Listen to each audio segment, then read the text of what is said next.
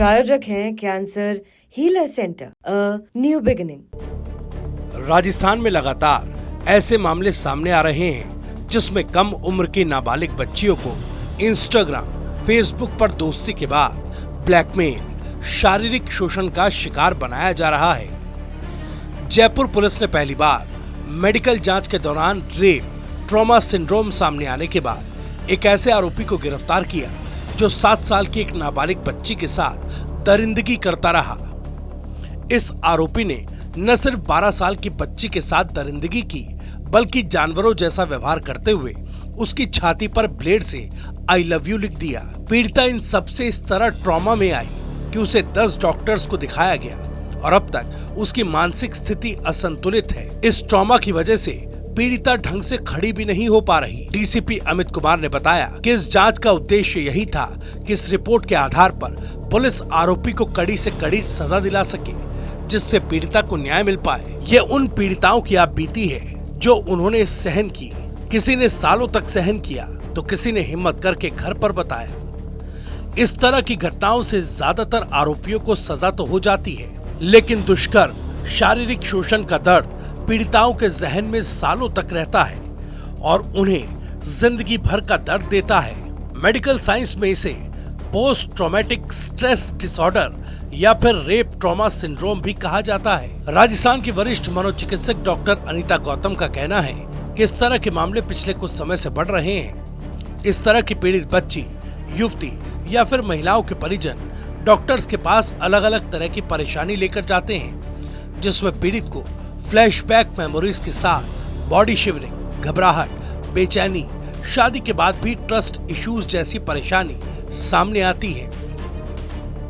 पीड़िता बच्ची द्वारा जोटोड़ा थाना क्षेत्र में लगातार देह शोषण वर्षों तक किए जाने के संदर्भ में मुकदमा दर्ज कराया गया। मुकदमे की प्रकृति संवेदनशील होने के क्रम में एडिशनल एसपी शिकाऊ सुलेसी द्वारा इसका अनुसंधान के क्रम में ये तथ्य सामने आए कि शक्ति सिंह नाम का एक आरोपी है। जब पीड़िता बच्ची 12 साल की थी तब से लगातार उसका देह शोषण और उसके साथ में लगातार अत्याचार कार्य कर रहा था। इसी क्रम में जितने भी डॉक्टर्स को पीड़िता ने दिखाया उनका जो उपचार चला उसको अनुसंधान में शामिल किया गया। साथ ही उन डॉक्टर जिनको पीड़िता ने सबसे पहले अपनी व्यथा बताई, अपनी समस्या बताई, उनके बयान भी अनुसंधान के क्रम में लिए गए।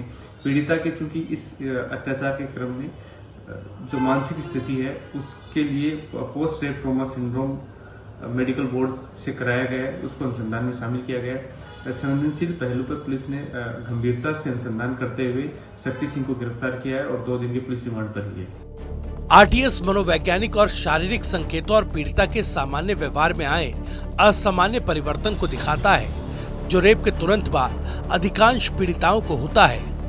लेकिन महीने बीत जाने के बाद भी इस तरह के ट्रॉमा के विकसित होने की संभावना रहती है।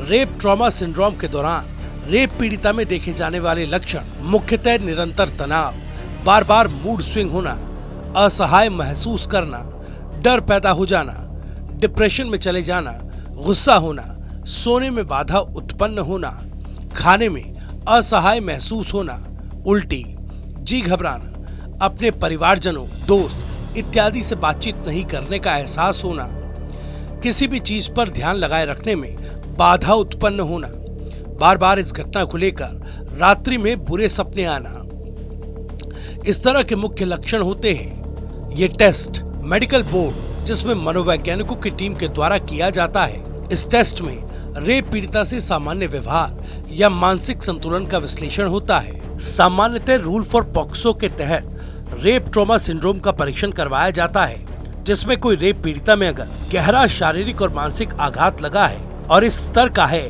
कि वो अपना शारीरिक और मानसिक संतुलन खो बैठी हो, तो उसका रेप ट्रॉमा सिंड्रोम टेस्ट जरूर करवाया जाना चाहिए। आमतौर पर पुलिस रेप के मामलों में टेस्ट नहीं करवाती, लेकिन गंभीर मामलों में इस टेस्ट का करवाया जाना जरूरी है, क्योंकि इस टेस्ट की रिपोर्ट से पुलिस ये साबित कर सकती है कि पीड़िता के साथ हुआ अपराध कितना गंभीर है। अनुसंधान के दृष्टिकोण से ये एक महत्वपूर्ण टेस्ट है, जिससे न केवल पीड़िता पर हुए अत्याचार की वास्तविक स्थिति सामने आती है, बल्कि उसके जीवन में गहरा घाव लगा है, उसे मेडिकल दृष्टिकोण से अनुसंधान का भाग बनाया जाना संभव होता है। प्रायोजक हैं cancer healer centre, a new beginning.